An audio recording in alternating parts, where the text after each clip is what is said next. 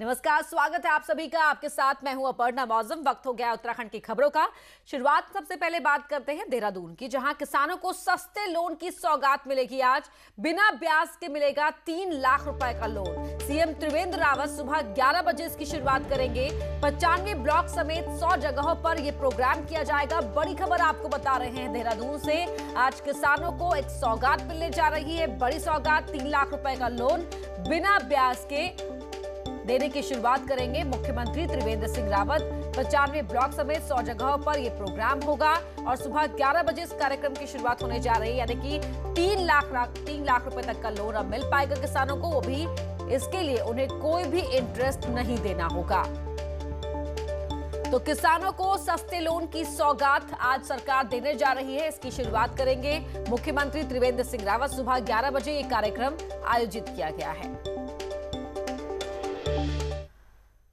तो उत्तराखंड के किसानों के लिए आज का दिन ऐतिहासिक होने वाला है। सीएम त्रिवेंद्र रावत किसानों के हित की सबसे बड़ी योजना पर आज शुरुआत करने जा रहे हैं। किसानों को बिना ब्याज के लोन मिलेगा और एक साथ 25,000 किसानों को चेक सौंपे जाएंगे।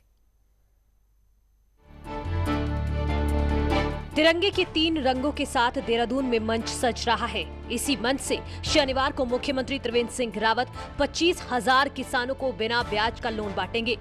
राज्य में ये प्रोग्राम 100 जगहों पर एक साथ होगा और मंत्री से लेकर बीजेपी विधायक तक विधानसभा क्षेत्रों में होंगे। मुख्यमंत्री का कहना है कि उत्तराखंड के किसान ने हमेशा सरकार की सुनी और सरकार ने किसानों की, और इसी का नतीजा है कि अब बिना ब्याज के 3 लाख का लोन एक किसान को मिलेगा। जब सरकार बनी थी 2017 में, तो हमने 2% पर 1 लाख तक का ऋण दिया था और हमने अपने किसानों से कहा था कि अगर इसके अच्छे परिणाम रहे तो फिर हम इस पर आगे विचार करेंगे। किसानों ने बहुत अच्छा काम किया और अब हम 3 लाख रुपए तक व्यक्तिगत किसान को और 5 लाख रुपए तक समूहों को हम इंटरेस्ट फ्री लोन शुरू करने जा रहे हैं। उत्तराखंड में 9 पहाड़ी जिलों में खेती ना के बराबर है, लेकिन मैदान के 2 जिले हरिद्वार और उधम सिंह नगर किसानों के गढ़ कहे जाते हैं, जहां गन्ना, गेहूं और धान के किसानों की बड़ी मांग सही वक्त पर भुगतान की होती है। मुख्यमंत्री का कहना है कि जैसा गन्ने का दाम 20 साल में वक्त पर मिला, वैसे ही गेहूं और धान का भी मिलेगा। अपने किसानों से ये भी कहना चाहूँगा, चाहे धान का मूल्य हो, चाहे गेहूं का मूल्य हो, चाहे गन्ने का मूल्य हो, हमारी कोशिश रहेगी आगे भी कि उनको इंतजार न करना पड़े, समय पर उनका भुगतान हम करें। देहरादून के मंच से मुख्यमंत्री पूरे राज्य के किसानों से एक साथ जुड़ेंगे और सस्ते लोन की सौगात देने के साथ कोशिश चुनावी साल में हर मोर्चे पर किसानों को साथ देने की होगी। दीपांकर भट्ट, न्यूज़ 18, देहरादून। दीपांकर भट्ट देहरादून से लाइव जुड़ रहे हैं हमारे साथ। दीपांकर, जहां एक तरफ किसानों के हितों पर बहस छिड़ी हुई है, कौन कितना सही कदम उठा रहा है, कहां मांग अधूरी है, इस पर चर्चा हो रही है। वहीं इस बीच उत्तराखंड के किसानों के लिए एक बड़ी सौगात आज सरकार देने जा रही है।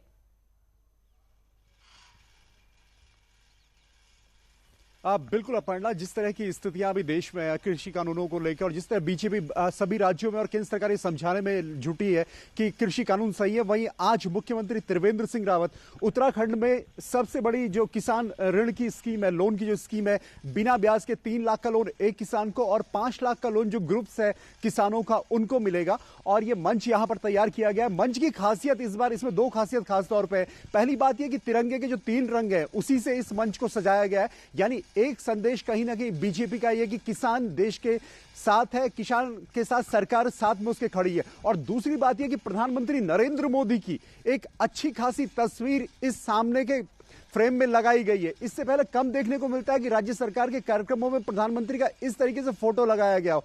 यानी चुनावी साल तो है ही है, साथ ही साथ सरकार यह भी दिखाना चाहती है कि साल 2022 और 24 तक जो किसानों की आय दोगुना करने का लक्ष्य केंद्र सरकार और राज्य सरकार का है, उस पर भी सरकार आगे बढ़ रही है।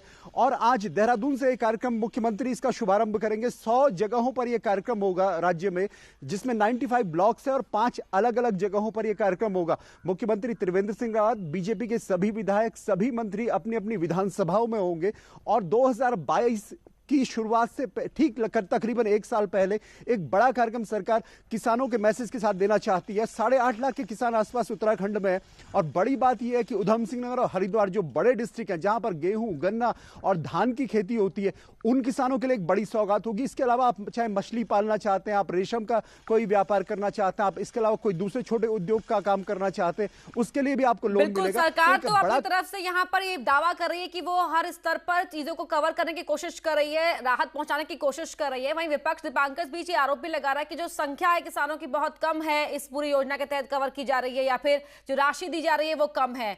आरोप प्रत्यारोप की राजनीति के बीच किस तरह से सरकार किसानों को राहत देने के इस कार्यक्रम को आगे बढ़ाएगी, क्या प्लानिंग है?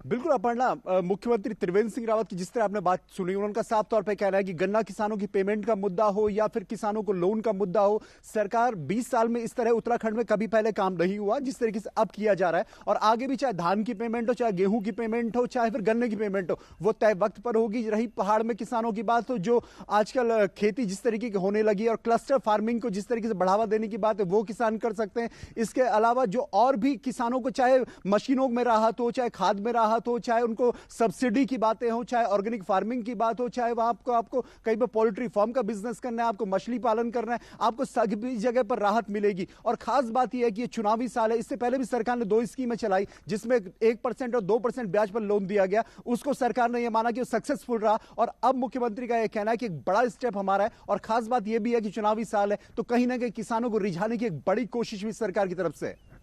जी बहुत शुक्रिया दीपांकर, आपका आगे कार्यक्रम शुरू होगा तो आपसे अपडेट हम लेते रहेंगे। फिलहाल शुक्रिया इस पूरी जानकारी के लिए।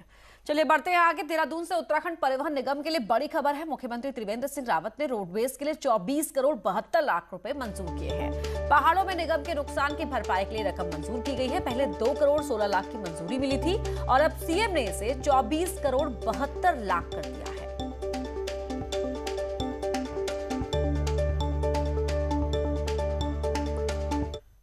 वहीं राज्य में एक बार फिर बड़े पैमाने पर भर्ती निकाली गई है। अधीनस्थ सेवा चयन आयोग ने 574 पदों पर भर्ती निकाली है। कई विभागों में सहायक लेखाकार, लेखा परीक्षक, लेखाकार कार्यालय सहायक और सचिवालय सुरक्षा के लिए रक्षक पदों पर आवेदन मांगे गए हैं। 26 मार्च इसके आवेदन के लिए आखिरी डेट रखी गई है।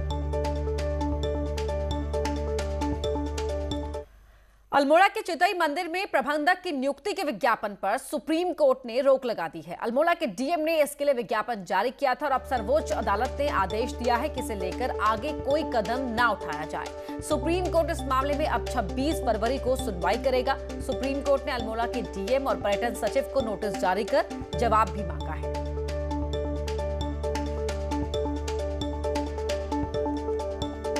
अधिकारी महोदय द्वारा पुजारी की नियुक्ति के लिए और मैनेजमेंट के लिए विज्ञापन निकाला गया था और साथ ही वहां पर दान पात्र वगैरह लगाया गया था और सुरक्षा व्यवस्था के लिए गार्डों की व्यवस्था करने के लिए भी आदेश जारी किया गया था, जिस पर पुजारी परिवार की ओर से सुप्रीम कोर्ट में याचिका दायर की गई थी।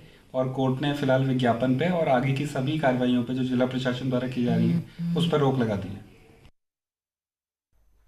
उच्च शिक्षा मंत्री धन सिंह रावत ने शुक्रवार को दून यूनिवर्सिटी में मीटिंग ली। इस मीटिंग में श्रीदेव सुमन यूनिवर्सिटी से एफिलेटेड प्राइवेट कॉलेज के मेंबर मौजूद रहे, जिन्हें 2022 तक NAAC की मान्यता हासिल करने के निर्देश दिए गए। वहीं सभी 114 प्राइवेट कॉलेजों को एक-एक गांव गोद लेने के भी निर्देश दिए गए। तो वहीं धन सिंह रावत ने कहा कि कॉलेज यूनिवर्सिटीज के लिए अलग से कोई SOP जारी नहीं होगी और 6 फरवरी से 10 फरवरी के बीच सभी यूनिवर्सिटी और कॉलेज ऑफ लाइन और ऑनलाइन दोनों ही मोड खुलेंगे। माध्यमिक शिक्षा में हुई गई है SOP जारी और उच्च शिक्षा में तो पहले से बच्चे आ ही रहे हैं। पहले खाली प्रैक्टिकल वाले बच्चे आते थे। अब हमने कहा कि धीरे धीरे कुलपतियों को अधिकार दे दिया है कि वो स्थानीय आधार पे वहाँ की परिस्थितियों को ध्यान में रखते हुए SOP जारी कर सकते हैं। देश के आम बजट को लेकर उत्तराखंड में सियासी रार शुरू हो चुकी है। बीजेपी ने प्रदेश भर में अभियान चलाकर बजट की खूबियां गिनाने का ऐलान किया तो कांग्रेस ने कह दिया कि बीजेपी सिर्फ गाल बजा रही है। आम बजट 1 फरवरी को पेश हो गया, लेकिन उत्तराखंड में इस पर अब रार शुरू हो गई है। सत्तारूढ़ बीजेपी ने प्रदेश भर में 15 फरवरी तक अभियान चलाकर आम जनता को बजट की खूबियां गिनाने का ऐलान किया है। इसके लिए पार्टी पदाधिकारियों समेत केंद्रीय मंत्रियों को भी मैदान में उतारने की योजना बनाई गई है। बीजेपी का कहना है कि अब तक की सरकारों ने सिर्फ अपने बजट बनाए, पहली बार गाँव और किसान को केंद्र में रखने के साथ आत्मनिर्भर भारत के लिए दूरगामी बजट पेश किया गया है। पहले बजट बनते थे, वो बजट बनते थे सरकार अपने फायदे के लिए बजट बनाती थी। अब जनता के फायदे के लिए बजट बनते हैं। अब जो बजट आया है इतना संतुलित और अच्छा बजट आया है कि आपने देखा होगा कि बजट आने के बाद विपक्ष भी बजट के बारे में 2 शब्द कहने के लिए सोच रहा है। कांग्रेस का कहना है कि उत्तराखंड को इस बजट में कुछ हासिल नहीं हुआ है। पेट्रोल, डीजल, रसोई गैस के बढ़ते दामों से परेशान जनता के सामने बीजेपी के पास गाल बजाने के सिवाय बताने को कुछ नहीं है। न यहाँ के पर्यावरण के लिए कुछ मिलता है, न आपदा के लिए कुछ मिलता है, न महिलाओं के लिए कुछ मिलता है, न किसानों के लिए कुछ मिलता है, न बेरोजगारों के लिए कुछ मिलता है। क्या बताएगी आखिर भाजपा के पास बताने के लिए बचा क्या है?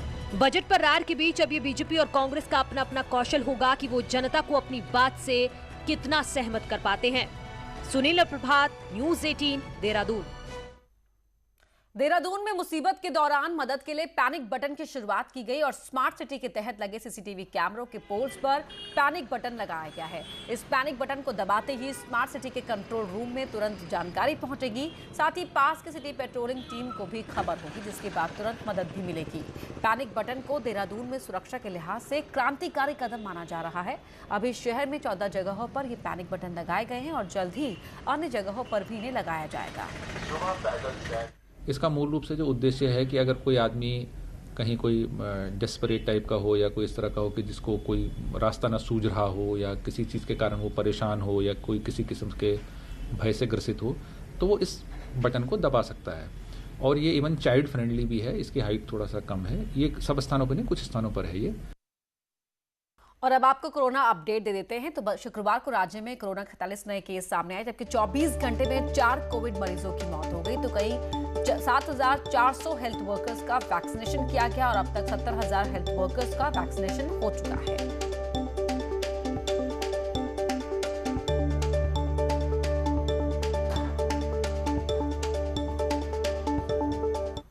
देहरादून में सोडा सरोली पुल के नीचे मानव अंग मिले हैं। पुलिस के मुताबिक मानव अंग 12 से 15 घंटे पुराना है और पॉलिथीन में पैक करके यहां ठिकाने लगाया गया।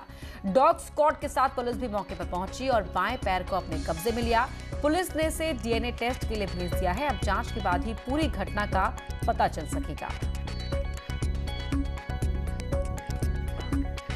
सिटी कंट्रोल रूम के माध्यम से सूचना मिली थी, सोडा सिरौली जो पुल है सोंग नदी का, इस पुल के नीचे एक पुरुष का जो है बायां पैर का एक आधा भाग मिला है, घुटने से नीचे का, और इसको हमने कब्जे में लिया है और जिस पॉलिथीन में ये मिला है उसको हम सर्च करवा रहे हैं और बाकी इसके संबंध में जो भी कानूनी कार्रवाई है वो की जा रही है।